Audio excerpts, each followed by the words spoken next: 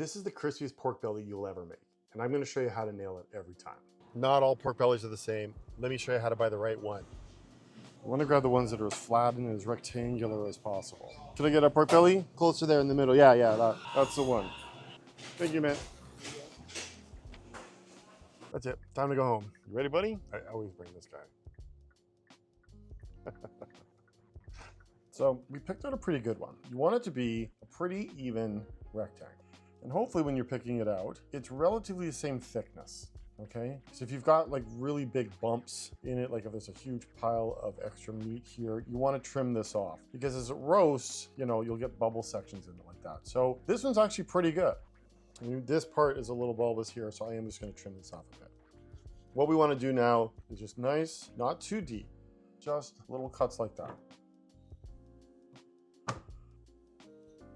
So make that crosshatch pattern in it, and that's gonna let our marinade get right into the flesh there. Okay, let's just get rid of this for a sec.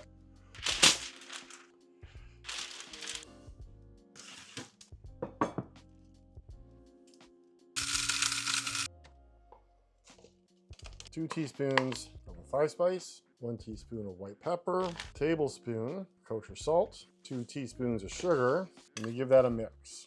And then 2 teaspoons of Shaoxing wine, and we turn this into a bit of a paste. So just set this aside. Now, before we apply the marinade to this side, we're gonna prep the skin. You're gonna take a sharp knife with a point, hold it carefully, and we're just gonna poke little holes in the skin. You don't wanna get down to the flesh. You can also poke it this way if you want. Just a ton of little micro holes all across the skin. So flip this back over, dump a couple tablespoons on, rub this in, and look, if you have extra left over, you can just put it in an airtight container and leave it in the fridge. It'll last a few weeks. See, truthfully, this all came out, so I really should just trim this off. And that's that. So just take a paper towel to just get any moisture or any of that marinade that got on the top. We want this thing bone dry. We're gonna be leaving it in the fridge for 24 hours to 48 hours. Completely exposed because we want this skin to dry right out. The process of refrigeration is going to dry this skin out. We want this skin hard and dry. It's 2 days later and it's time to take the pork belly out of the fridge. This pork belly, the skin is super dry.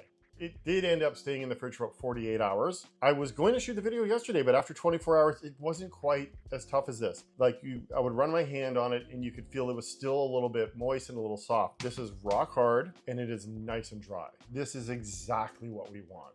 The drier you get this, the crispier it's gonna be when it comes out of the oven.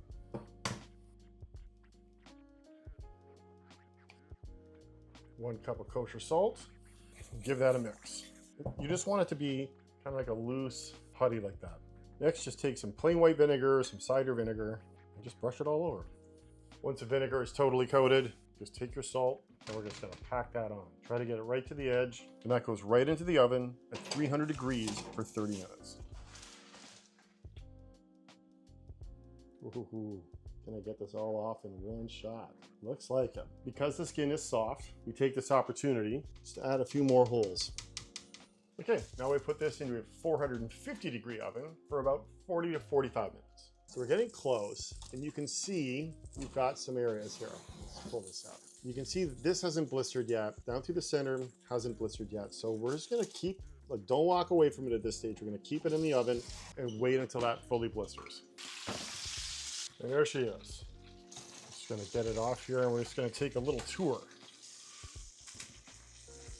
Okay, so here we are. We did a great job. All the skin is blistered here. You got a very nice crackling. You're also gonna see this little part, which looks different, and explain why. Sometimes you'll get a stubborn part that won't want to blister. You can keep it in the oven until it does, is eventually it will, but you're gonna sacrifice the edges here. It'll start to burn. So I pulled it out. There's a trick you can use to get the stubborn parts to blister. All you do is heat about a cup of any high smoke point oil to about 500 degrees. You just ladle that hot oil over the stubborn parts and it will blister. Before we cut in, let's look at this. That turned out fantastic. This really is a foolproof method. You follow these steps and you're gonna have gorgeous crackling pork belly every time.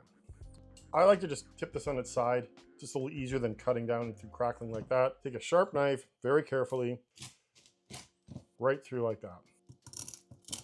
Okay, all we do, a little steamed rice. I've always got some of this ginger scallion sauce, a little bit of that.